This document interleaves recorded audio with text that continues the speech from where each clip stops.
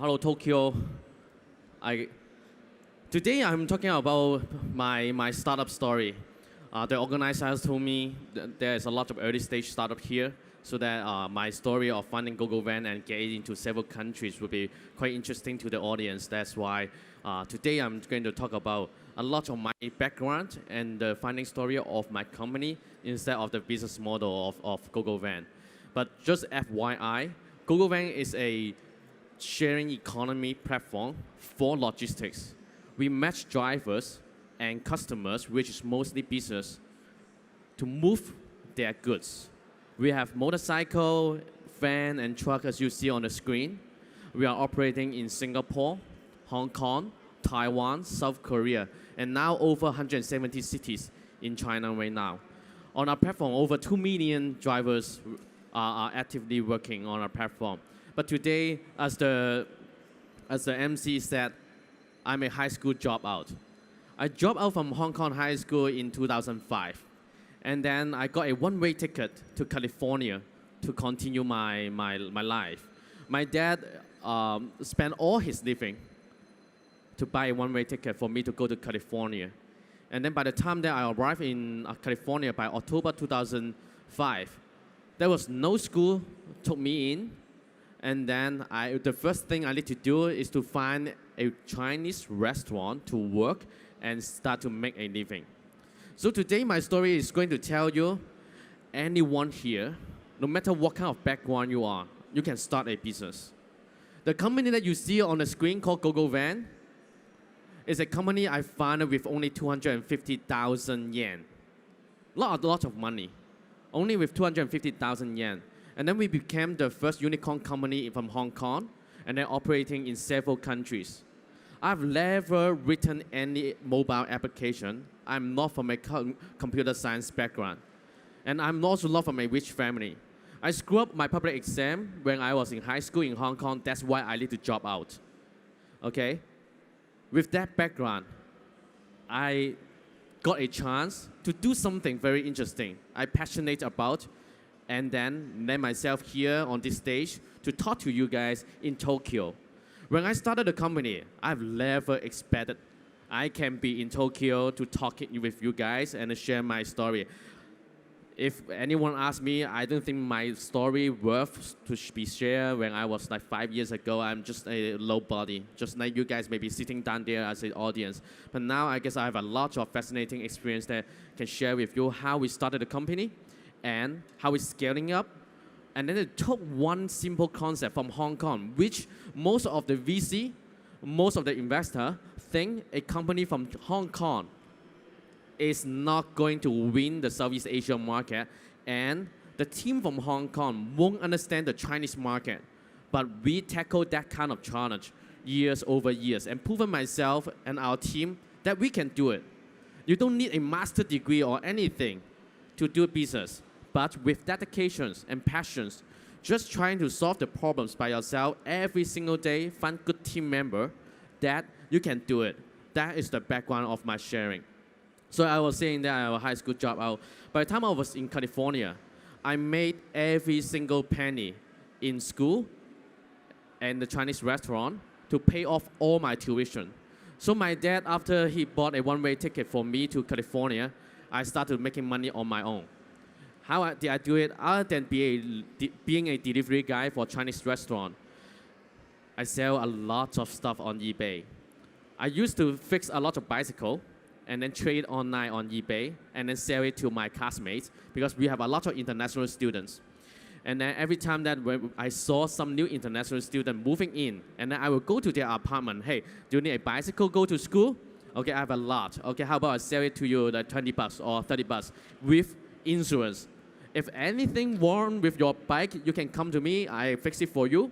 Okay, how I do it, I did not have a lot of skills just because I ride a bicycle to school and work every single day, and I broke a lot of bicycle. And then how I fix it is I went to Walmart, okay? Walmart is still quite big back at those days, 2005 and 2006. And then I will buy a new bicycle, take it out, and then take the new parts to fix my bike, and then return the bike to Walmart. Well, you need to survive, right? That you keep thinking how to make money and how to be surviving. And then I use the same concept. I start to trade second-hand car on Craigslist and eBay. I would buy a second-hand car like Toyota. Toyota is very, very sturdy and can run forever, right? A lot of Toyota Camry, Honda Civic, all this type of vehicle. And then most of my friends, they love this type. But when they have problems, when I bought them, I learned how to fix it by just asking a great teacher of ours. His name is called Google and YouTube. Just ask how to fix a car. They have YouTube video tell you how to fix it, where to buy the parts, which is on eBay. And then you just build it step by step, fix the car, and then I resell it to my friends and classmates. That's how I start to make some money to go to school. And then after 2 years in California, I need to transfer to a 4-year college, which I applied for UC Berkeley Business School. And then the out-of-state tuition for California, like university, is very, very expensive. All the money that I made is not enough for me to pay for school. Then what I did is, by 2007, Steve Jobs got this iPhone, the first generation. And when everyone, no matter on Bloomberg, on New York Times, wherever, all these publications saying that Steve Jobs was insane, who would sell a phone without button, without keyboard? No one is going to buy it. But nowadays, when we look at our phone, which phone have button on it? Okay, my phone is like iPhone 10, no more button anymore. It's just swipe up, right? So in just 10 years, a lot of stuff changed. And then what I did with the iPhone is I was the first group of seller unlock it and jailbroken the phone and put it on eBay to sell it to the world. And then I make several $100,000 US so that I can go to school.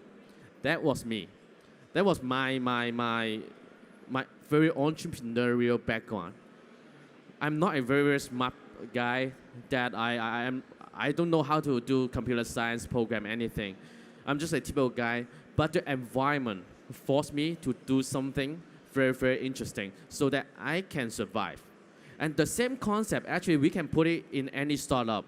When you start your company, just like my company, with 250,000 yen, what kind of things that you can do? I'm not a guy that know how to program, I told you. So the first question is not about money. If I know there's a question, it's a problem that I want to solve, you just need to take it to a logical step how to solve that questions or problems. The first problem that we want to solve is there's a delivery problem in Hong Kong. We have a lot of call centers and a lot of vehicles on the street, which is the truck and van that you see on the screen. And then most of these vehicles and drivers working with call centers to get business. And then before I founded GOGOVAN, I started another company called Boss Ad, advertisement on a box. What is that company do is we put advertisement on a takeaway box, on top of the box. Only the box and no food inside, right? Okay, it's similar to the bento in Japan, but without the food inside. So we run that company, very, very successful. Within 9 months of time, over 600 restaurants were using our boxes. And then we have been having a lot more credible advertisers to put advertisement on our boxes. And then that is where we try to scaling up the Boss Ad company. But we find a great problem for us to make this company great. It's the delivery problem. Every day we spend hours and hours to call the call center to arrange truck and drivers to help us to do delivery. And then after 9 months of time to running the business, the scale is big enough. Every day we were delivering over 100,000 boxes per day to over 600 restaurants. So either we are going to build our own logistic fleet, or we have to hire a lot of part-time or regular drivers that to serve us every day. Then we call this call center to arrange all this vehicle, the capacity. And I found out there's a there's a huge pain point that this industry is exactly like the taxi industry. Like 5 years ago, 10 years ago, they have their small group, small company to operate under one radio channel.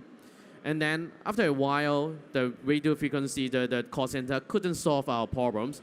Then we started to think how we build our own sharing network of drivers. And then we started to put all our drivers that we know, put their phone number into our WhatsApp group. And then we start to WhatsApp the drivers every day on our delivery schedule. And then over time, we have a lot of WhatsApp group, and then it become a very chaotic problem. Is because how to manage all this WhatsApp group is very time consuming. It's not very effective. And then that's how we led to a questions. How can we solve the problems of getting a driver with multiple WhatsApp group? The answer is one gigantic WhatsApp group. But at that time, one group will only allow like 10 people, 20 people in one group. We cannot change WhatsApp because of our need. Then we can only solve it. Then it led to the idea of how about we building our own platform. Then we spent years and months to understand the market. And then we started in 2013, July in Hong Kong, by just getting 300 drivers on board to use our app. The question behind at this stage is how we get a very, very good technical guy to build a very, very sexy, functional mobile application platform for us to use. And then that is one of the core ideas that I want to share with you. As an entrepreneur, your job is to solve problems. When there's a resources problem, you solve the problems of getting resources. If you don't have the skills to build whatever you need, accounting, finance, okay, product, engineering, then your job is to get the right person, right people to do it with you, not for you when you are in early stage. Because if you just hire people or getting people to do it for you, then your journey may not be last that long. Because everyone have an objective, and your objective is to ask someone to help you out, that's it. In the early stage, all you need to get a partner that willing to go through the ups and downs with you. I was very lucky enough, I got 5 co-founders, including myself, and each of us have different skills. At that time, we don't talk about market shares, we don't talk about how much shares you own, how much share I own, what's the obligation, responsibility. All we did is to set a goal, an objective. We agree that is something very sexy, very good that we should achieve. And we think it's very interesting if we can solve that problem. And then all the co-founders think, yeah, I think it's very, very good idea, and then let's try. And then at that time, our objective for ourselves is within 1 year being the largest platform in Hong Kong only, and then we can generate enough revenue and income so that 5 of us can make a little bit money to pay or give it back to our family, our parents, to kind of shut their mouth off. Okay, I have a job. Okay, don't ask me what I do. Okay, and then every day, I just hide in the office to play PlayStation, Xbox, whatever, Monster Hunter, right, recently. So that's my goal, and that was me. And then surprisingly, the company has been doing really well because we solved the right problem, right pinpoint that not only myself experience it, a lot of people have the same pain point in the industry with the logistic industry. So we started scaling up the company. First of all, I told you we started with 250,000 yen. And then when we raised our first Series A round, it was a really painful process. And the progress is actually similar to when I applied for university. You just keep talking to people. You keep applying until one silly guy or crazy guy silly enough to believe in you. I guess that is the mentality every entrepreneur has to keep in mind. When it's an early stage, it's extremely hard. But if it's not extremely hard, that entrepreneurial journey is not that meaningful, in my point of view, because you got all the help from the beginning. What is the fun part of doing business? The fun part of business is you keep building with your team. If you're a team that you love working together, you don't mind working for 24 hours without sleep with this team. You put yourself like you are the Michael Jordan in this team, but all the other guys are the Michael Jordan in their own field. What can be more exciting than that? You get to handpick which Michael Jordan to work with you and to fight the war together. To me, that is why being entrepreneur is so interesting. But we couldn't raise a lot of money in Hong Kong. We have to run into a lot of institutional investor, and then they said our ideas were kind of stupid, it's only work in Hong Kong. And then we took it to Singapore and we proved it, and we raised Series A from Singapore. and then for us to launch in Southeast Asia. Later on, we expand our model to China and other places. And then last year, we did one of the largest merger in the startup history in Hong Kong. We merged with a Chinese-based sharing platform company called Wuba Suyun, 58 Transportation in English. And then that was a leap of faith for myself. A lot of people ask me, especially my friend in Southeast Asia, ask me, hey, Steven, why don't you keep building by yourself? And you have to work with this 58 Transportation. I said, they are the leader in China, and we are building up our market share in China. There's one philosophy one of our shareholder or director taught me. When we are a startup, very small startup, if you want to win the war, but not every single battle, you have to learn how to build or buy. If you have the capacity and the resources, you can decide you build it. But if you don't have it, how can you leverage your connection, relationship, and buy whatever that you need so that it become a bigger animal to do much more for your company, to win it big and fast? A lot of Silicon Valley entrepreneurs also share the same view. Okay, how to build a company fast enough to escape the velocity of the traditional startup or other companies. Then we chose to do it. And at that time, our competitor, 58 Transportation in China, they are operating more than 60 to 70 cities in China already. And we were only in 8. And they love our team, they like our team, because we have been put up some good fight. And our team, the execution is very, very good. So when you're scaling up the company, no matter what kind of resources that you have, the key is about your execution. If you have $1, what is the $1 execution plan comparing to 100 million execution plan? If your ROI on $1 comparing to 100 million one, it's much, much more effective. You will still able to grab some market share and sustain your business. All you need to do is to make sure your burn rate, your cost structure is much more healthy than the larger competitors. Then we can put up a fight. We raised a 6.5 million Series A, but our competitor at that time raised 300 million for their Series A. A lot of us always entrepreneurs always believe we are very positive. We are always optimistic about the future. And we are always thinking the David and Goliath case that we will win the game. We are the champion at the end. But facing market like China is not something that is all about your intellectual ability or your team. It's also about the execution speed and the resources that you have. By leveraging these competitive resources, and they're willing to working with us, then that makes things very, very interesting. And then we took that leap of faith to merge with them, became a unicorn company. And then since then, we were operating in 70 cities in China. Now, in just 9 months of time, we are operating in 170 cities in China. That is the power of this leverage. And at the same time, as an entrepreneur and the founder of the company, I gave up something, but in exchange, I own a bigger pie, bigger opportunity to build and to achieve my vision.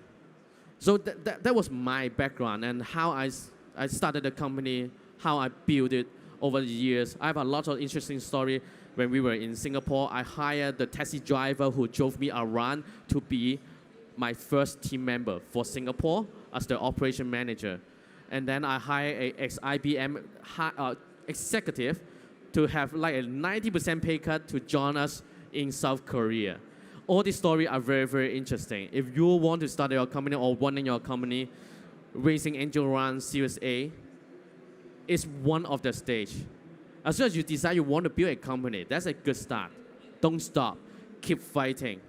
My little story hope to inspire some ideas on your mind and keep you moving, motivate you in the future. Japan is a great market. Southeast Asia also a great market. The future is full of possibilities. It's all rely on how we want to do it. Don't complain. I started with a very little amount of money. If I complain the amount of money that I had to run the company, I guess I probably won't be here today. But anyway, the story and the resources don't limit us what we should achieve in the future. And I want to take GOGOVAN here in Japan very soon, and so that you guys can enjoy our service here and achieve a greater height and share much more story next time I see you guys on the stage. Thank you. Thank you.